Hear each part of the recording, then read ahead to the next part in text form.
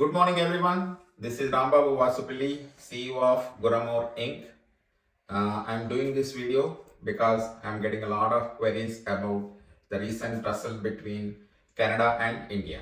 Okay, I'll clarify all the questions related to this concept.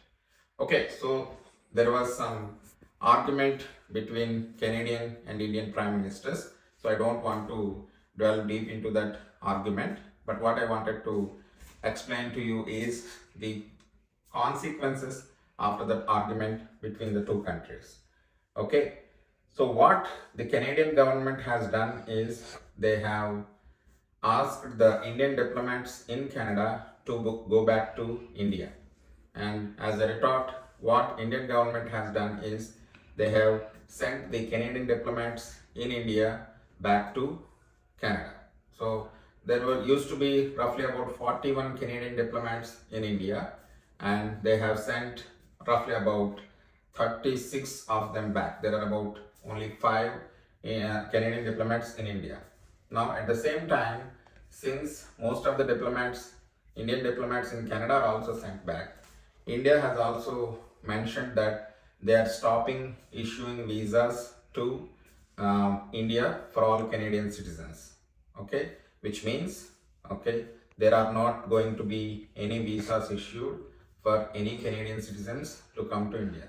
Remember, most of the Canadian citizens are Indians who recently obtained the Canadian citizenship, so they have to apply for Indian visa to go back to India for any occasions, or they might have to apply for OCA. So all the services are stopped. Okay.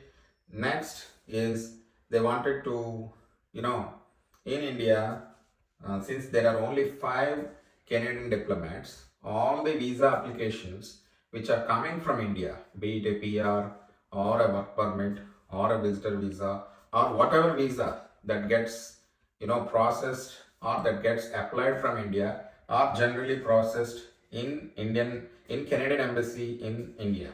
But since there are only 5 diplomats out of 41, all these applications have to be processed by these 5 diplomats. Obviously 41 people and 5 people, so you can imagine what the workload is going to be. Of course, Canadian government has taken some steps to help these applications processed elsewhere, but at the same time they also have given a pre-alert that all the visa applications that get submitted from India may get delayed, and I'm sure there is going to be a backlog for the next 365 days, 1 year.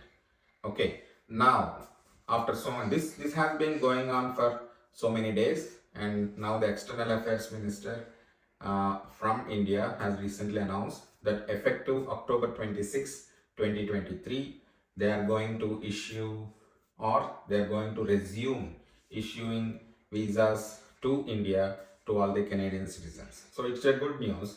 So people who are trying for the OCA cards and trying for Indian visas, they can start applying now. Remember, OCA cards were never stopped issuing in BLS centers in Canada. It's only the visas that were stopped earlier.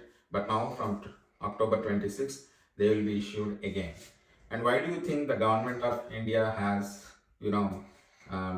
taken this measure? Probably because it's a Christmas season and there's a lot of weddings going to start in India. So many people who are Canadian citizens, who are also the ex-Indian citizens, they wanted to go to India to attend these weddings, functions, festivals, whatnot. So probably that is the reason why.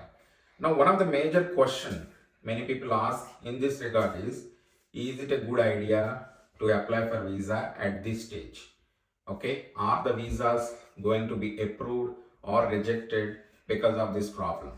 Okay, what I wanted to tell you is the decision is not going to be the decision on the visa is not going to be impacted because of this tussle between the two countries. It's only the processing delays. So earlier, let's say the visitor visa was going to take about 2 months or 3 months. Now it will take more time. Okay, so it's only the processing delays. Decisions are not going to be impacted. It is only the processing delays. So you can gladly submit all the visas, but don't expect to be processed, in the regular timings. But don't be surprised if it gets delayed. Hope this helps. So to keep subscribing my channel and share this video to your friends if you find this useful. Thank you.